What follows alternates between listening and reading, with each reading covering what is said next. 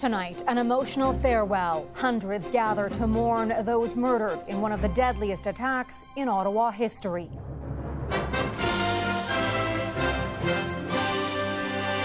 A community coming together through prayer. Please stay close to us all the time. Touching tributes and support for the surviving father. All our dreams just faded in a way. Vladimir Putin set to tighten his grip on Russia. He's in the midst of trying to reassert his power. As protesters swarm the polls on the final day of voting. Plus, a possible change in tradition. It's a mixture of financial as well as for our health. The concerns over banking on a pot of gold as Canada goes green for St. Patrick's Day.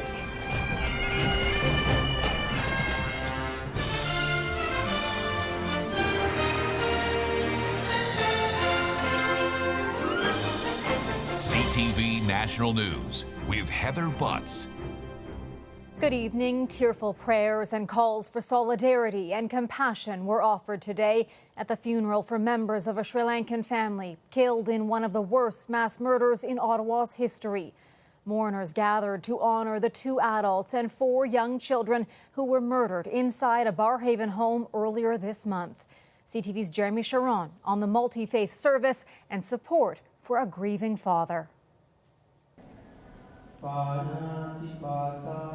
A somber ceremony, an emotional farewell to the 6 victims of Ottawa's biggest murder in recent history. As Canadians, we mourn with you.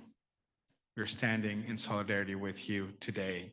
The father and sole survivor of the attack, supported today by friends and family, including his brother and father who traveled from Sri Lanka to attend.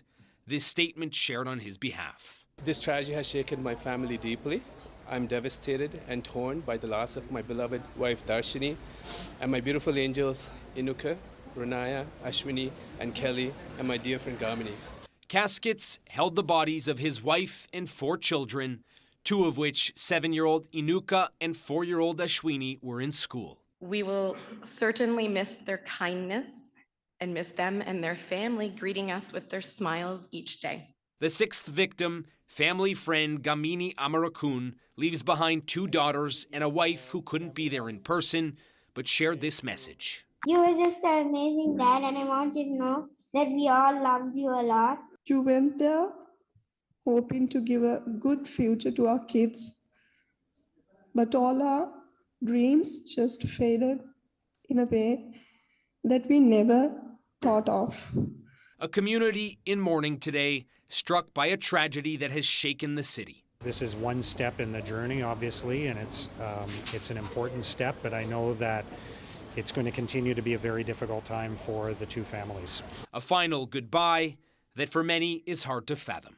They probably had many dreams that they wanted, like what they wanted to be and what job they wanted, so it's heartbreaking that they didn't get the chance to do that.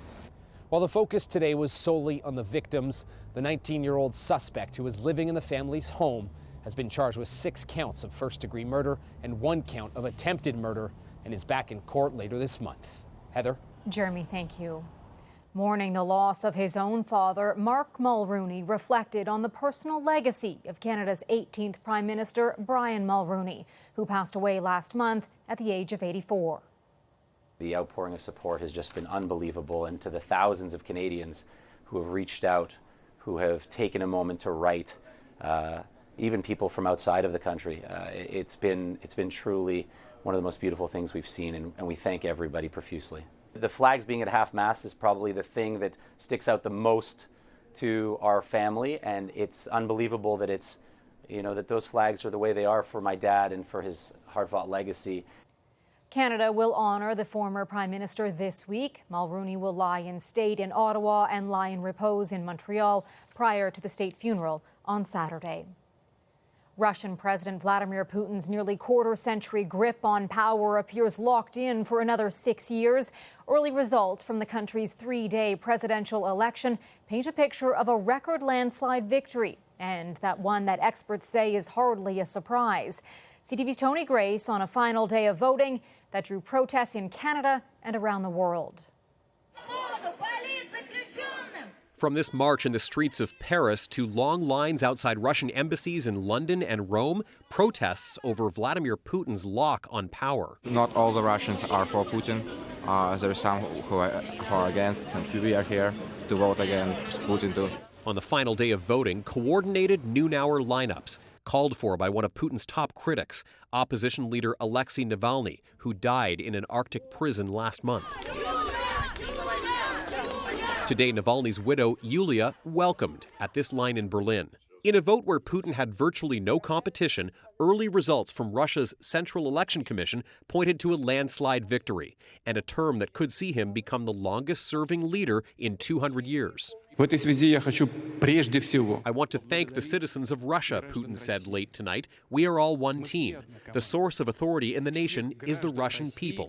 Later adding that he believes the election is democratic. He's in the midst of trying to reassert his power in the face of growing discontent. Discontent over the war in Ukraine, his crackdown on dissent, and Russia's isolation on the world stage.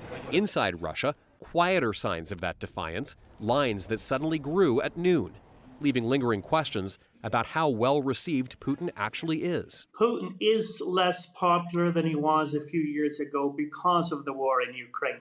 Today, Russia held ballots inside Ukrainian communities it claims as its own, as Ukraine pushed back in the 2-year war. Russia said it shot down 35 Ukrainian drones and said escalating Ukrainian attacks in the border town of Belgorod turned deadly.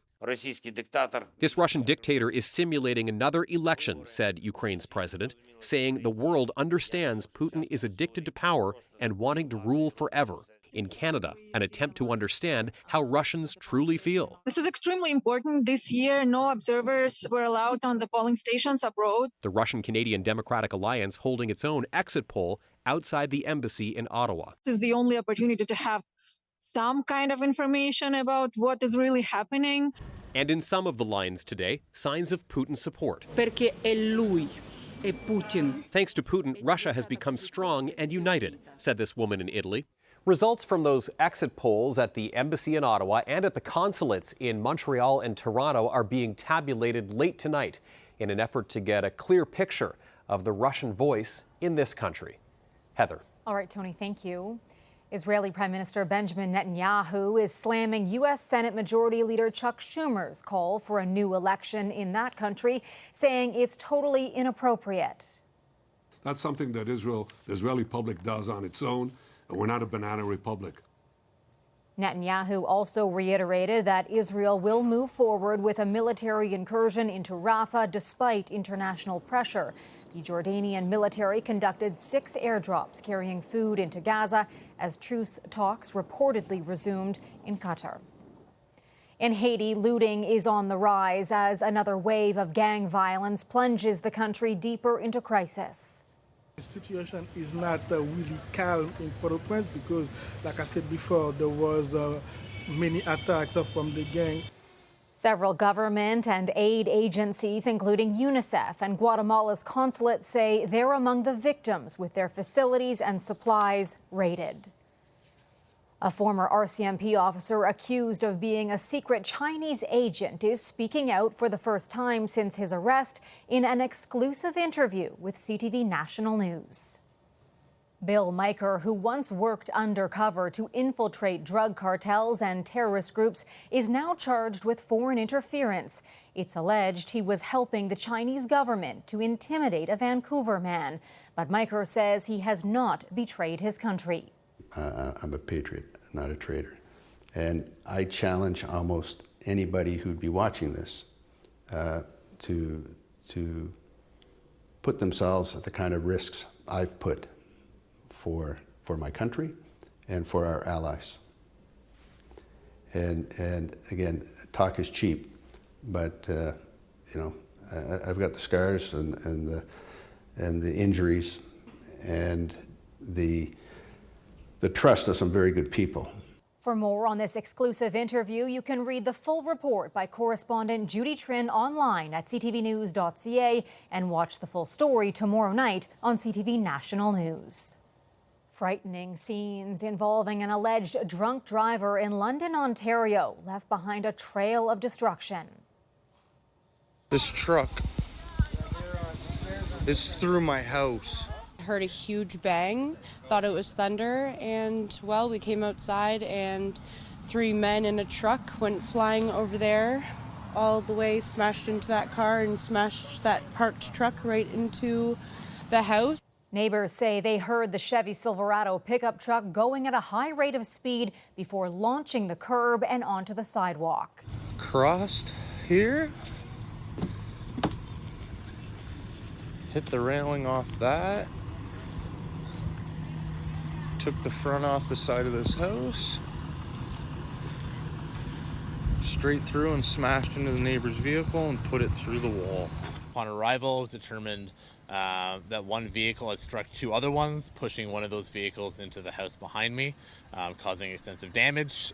2 passengers and the driver, one of the vehicles was transported to hospital. The driver's been charged with impaired and refusal. 2 of them were laying on the ground, obviously injured, and you could tell the one that was extremely intoxicated driving didn't even know what was going on. He was laughing about it. The force of the crash damaged the home and destroyed an indoor staircase. 3 tenants were helped out by firefighters. None of the injuries are considered life-threatening. Canada's housing crisis appears to be taking a starring role in a new political attack strategy. Experts are skeptical it will do anything to help bolster support for government, while people search for real solutions. CTV's Colton Prale reports.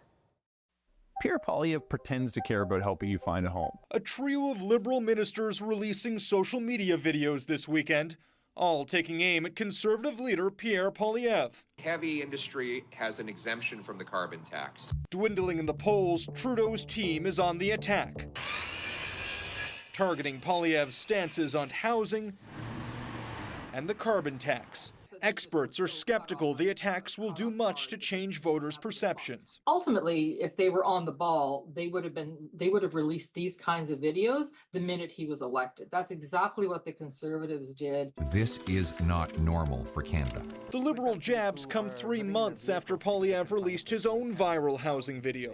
Not only has he been on the platforms for a long amount of time, but he's also been talking about issues that the younger generation of Canadians care about for longer on the platforms that they're already on.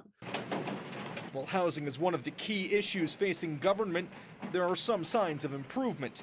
Home starts jumped 11% year over year in February, increasing for the 2nd month in a row, driven largely by more multi-unit builds and federal GST relief measures last fall. Relieving that tax burden really makes projects, building a bigger rental project, it becomes a viable proposition again, even with a slightly higher interest rate. Even as more homes are slowly being built, strategists say these new attacks are likely too little, too late.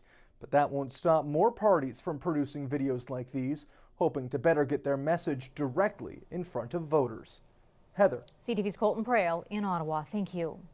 As many parts of the world turned green in honor of St. Patrick's Day, financial concerns had some raising red flags. Inflation and a cultural shift has changed the way some celebrate. CTV's Kamal Kramali has more. All the green and glamour. Part of the usual St. Patrick's Day festivities. I like to have a drink at the pub after. Including at the bars, where this turned out a pleasant surprise for a not-so-pleasant year. St. Patrick's Day is Christmas for the hospitality industry. Maybe a good celebratory day out there, but we're not expecting it to be like it used to be. Fewer pours across the board this weekend, adding to already slumping sales. I do feel a bit scared about it, because what if people do stop coming out? Beer consumption in Canada has been dropping since the mid-70s. Even in the past few years, beer sales per person has steadily decreased from 76 litres in 2017 to 65 litres in 2022. Less consumption, part of it caused by higher costs of booze. In the last couple of years, on average, alcoholic beverages, all categories combined, have gone up anywhere between 5 to 7%. Not just a higher price per pint, but a higher cost of living overall. What do you cut out first in your life when you're tight? And that's your, day out at the beer because you still have to buy your groceries. There's also been an ongoing shift towards a healthier lifestyle. We've had, dry January and sober February, and consumption is going down a little bit across the board, which is why if you go to an Irish bar today, you're going to see, non-alcoholic Guinness. With those trends continuing, pubs will have to make a quick pivot to serving more non-alcoholic beverage options. But with demand for those non-alcoholic products also increasing, those drink prices now also expected to go up. Heather. Kamal, thank you. Coming up, a bombshell discovery. A shocking piece of history found in a family home. Plus, it's a little difficult to keep up with the demand, but we are doing our best. A taste of tradition shared with a new community. A violent volcanic flare-up has triggered a state of emergency in southern Iceland. It's the fourth time the volcano has erupted and the most powerful of a series that started in December. It sent plumes of lava and bright orange smoke into the sky. The entire peninsula, the whole Reykjanes Peninsula, has entered a new unrest phase since December 2019. This time, it's threatening Iceland's most famous tourist attraction. People enjoying the Blue Lagoon had just minutes to flee following the eruption. The nearby town of Grindavik was also cleared of any residents or tourists. We're evacuating. All right. The lava's coming. I've never experienced anything like that before. The slow and steady flow has reached the eastern defenses around the small town. Officials said the lava was just 200 meters away from a key water pipe in the region. Now to an explosive discovery outside Montreal. A family got the shock of their lives when they were cleaning up their late father's home. CTV's Rob Laurie on what happened. The story begins last October when Frank Sims died. On Friday, his daughter was cleaning up his home in the eastern townships when she spotted something in his toolbox, an antique grenade she believes Frank got from his own father. When the family saw it, they informed the SQ, Frank's daughter telling police, "I just want it out of the house." 9 police officers showed up and told them they needed to call the Canadian Army. When 2 soldiers arrived, they examined the grenade and were shocked to find out it was live and the detonator was still intact. Frank's daughter, who asked not to appear on camera, posted the story on social media, writing, "I hightailed it out of the house and hid behind the SQ truck. When the Army says that, c'est pas bon." Frank's daughter says the soldiers secured the grenade and took it away. She says she can now laugh about it, adding her father was known for being a great storyteller, and he left his family with one more, an explosive tale at that. Rob Lurie, CTV News. Still ahead tonight. The ladies of the Little NHL hit the ice on the league's golden anniversary.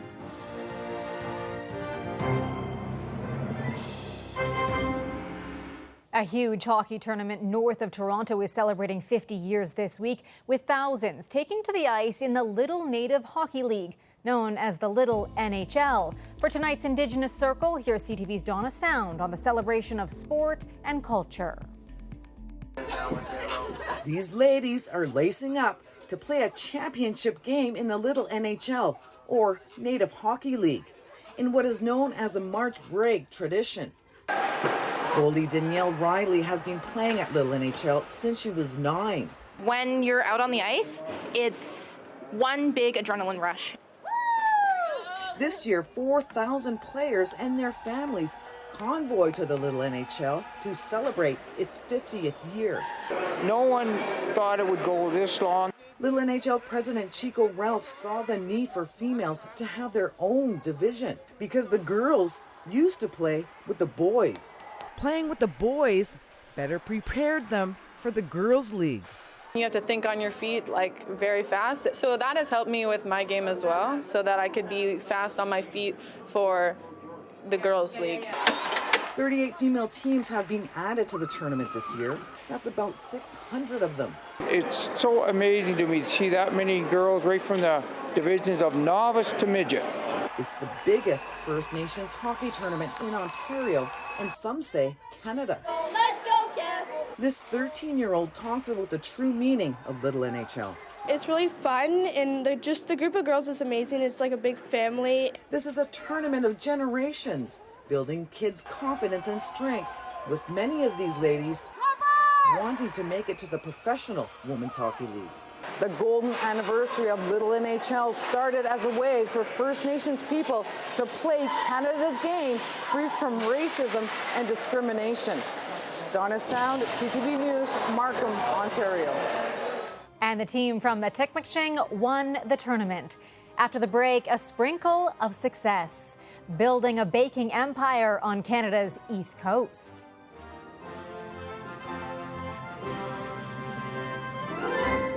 We leave you tonight with a taste of Armenian cuisine that's catching on in Newfoundland. A young couple sharing a sweet sample of their culture with a community welcoming them to a new home. CTV's Garrett Berry has the story for us. Serving up a slice of sweetness and convenience. We got the idea even before we started the business. Instead of chips and soft drinks, this small vending machine sells locally made desserts. We are very proud to have this thing being the first one having something like that here in the province and in Atlantic Canada. It's not the first of its kind, but it's the first around here.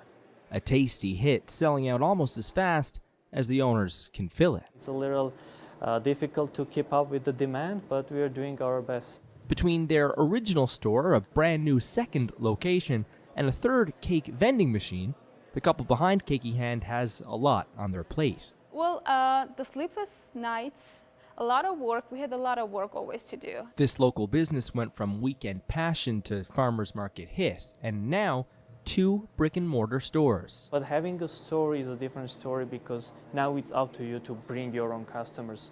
It's a different total story. So we were a little nervous about this, but our customers turned out to be the best customers. A hint of Armenian cuisine brought to Canada's East Coast after the couple settled into new life in Newfoundland in 2018. I remember first day when we went out for a walk, everyone was saying hi to Suren, hi to me, and every time I would ask Suren, do you know them? Do you know them?